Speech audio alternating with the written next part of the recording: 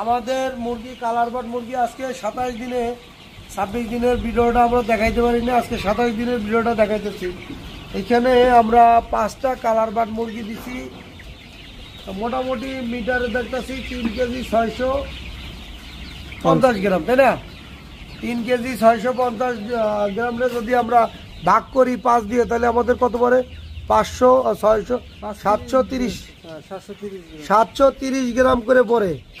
এখন এইগুলা যদি আমাদের মুরগি মোরগ থাকলে হয়তো বা 1 কেজি হয়ে যেত।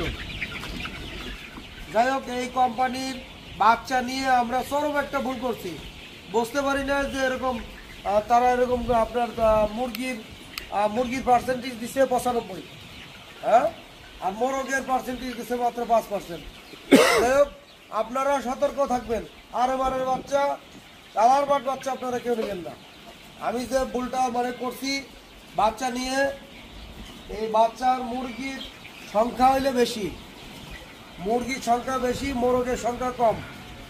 মোরগ যদি আপনার ধরেন যদি বেশি থাকতো, তাহলে 40%ও যদি মোরগ থাকতো, মোটামুটি আপনার কিন্তু গড় এভারেজে কিন্তু এখন প্রায় 900 গ্রামের কাছাকাছি চলে আসতো 27 দিনে। আসতো না?